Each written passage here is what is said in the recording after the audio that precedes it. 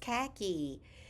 Today, I want to talk about a topic that is one of my most requested discussion topics, and also something that I think all of us in the bariatric surgery community should be and are concerned about: weight regain after bariatric surgery. I think that we all, I know I do, are fearful of it. So let's empower ourselves with information and kind of come up with a plan today.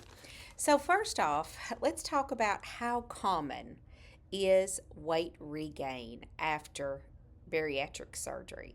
I'm not going to break it down into sleeve versus bypass. This is just a blanket, any type of bariatric surgery. So, according to the National Institutes of Health, 1 year now, this goes from the lowest weight that a person achieves after bariatric surgery. 1 year after a patient achieves that lowest weight, the average is 5.7% of that weight lost will be gained back. At 2 years, that goes up to 10.1% of that weight lost will come back. At 3 years, it goes up to 12.9% of that weight lost will be regained. At 4 years, it is 14%, and at 5 years, 15% of that weight lost average comes back. So that kind of tells us what we're looking at, what the statistic likelihood is. So, what do we do about it? I found a really good resource for this. It's a book called Bariatric Surgery Past and Present. It's actually a textbook. And I found this in Google Scholar. So, if folks want to read it or look it up, this chapter is called Predictors of Regain, and these are the top predictors, behaviors that are common in people with regain after weight loss surgery.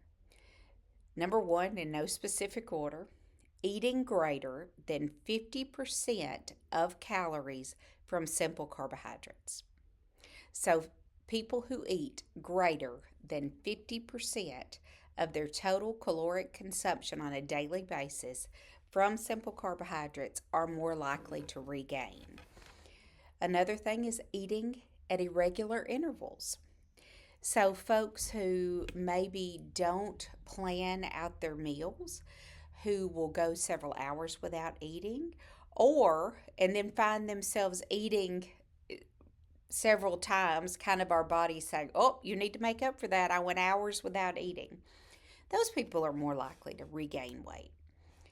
Eating greater than 50% of your total calories for the day after 7 p.m., 3 or more times a week, was a common denominator in people who regain.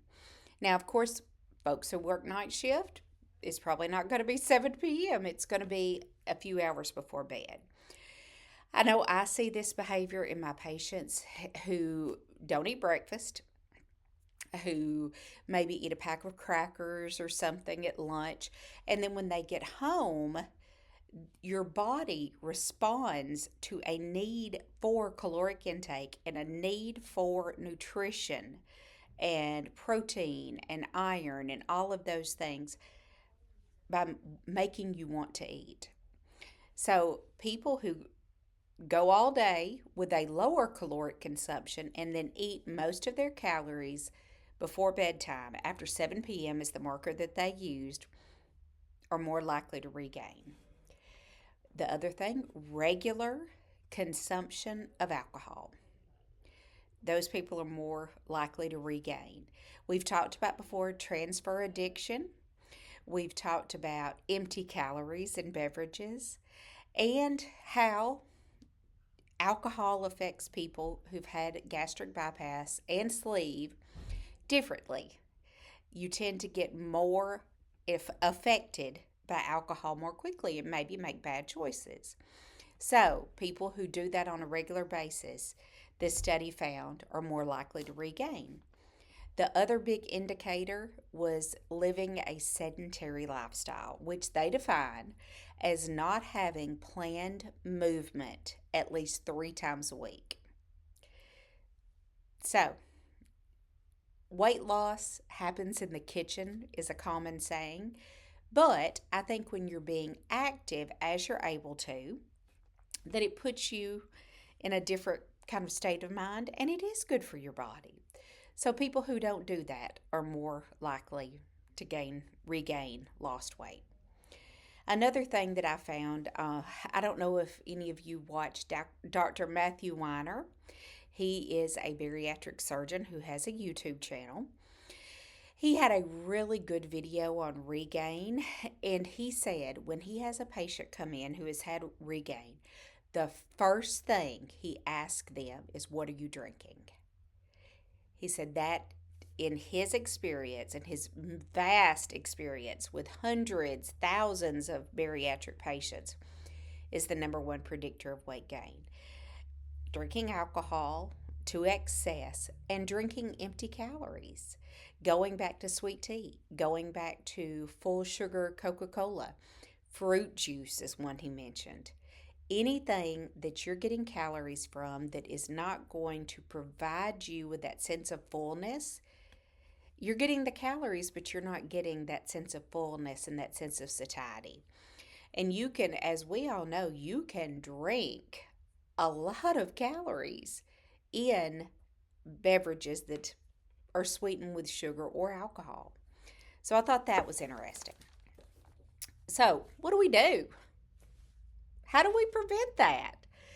I think one of the most empowering things that we can do as bariatric patients or potential bariatric patients is look back at those predictors and see how we can avoid those behaviors.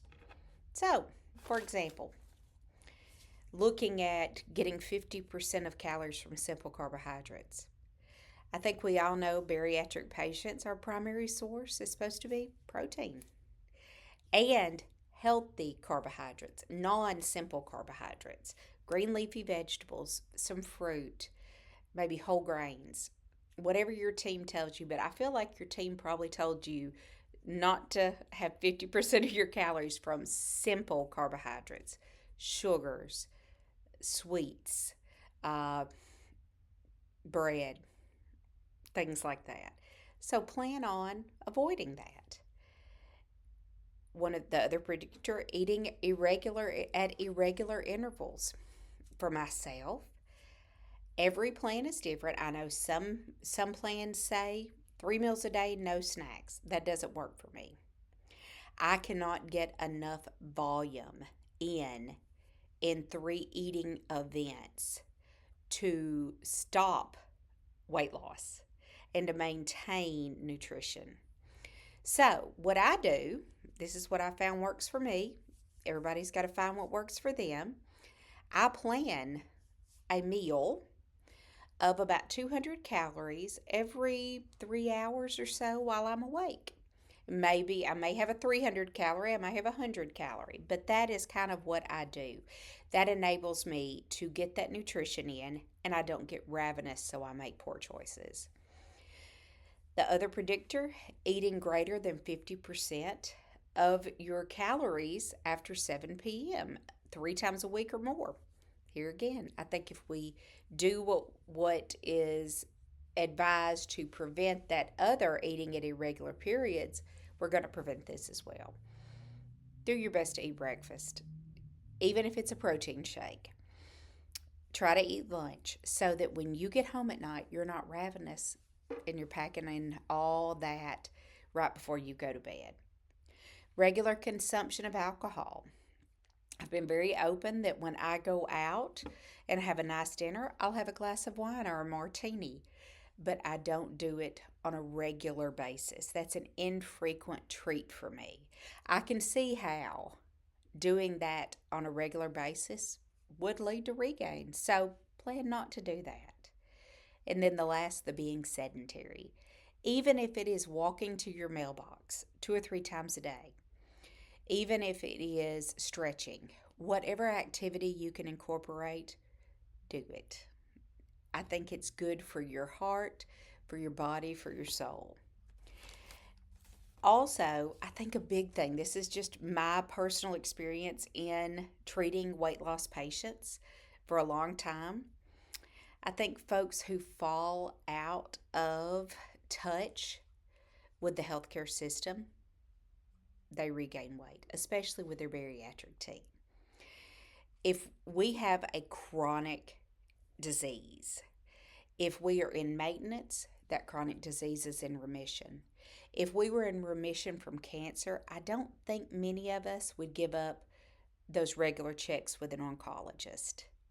I think going in and having that accountability with our bariatric team, even if it's once a year, which is what's recommended after, initial couple of years, I think keeps you accountable. And the other thing is, I think that enables you and them to catch things early. It's much easier to deal with a 10-pound weight gain than it is a 50.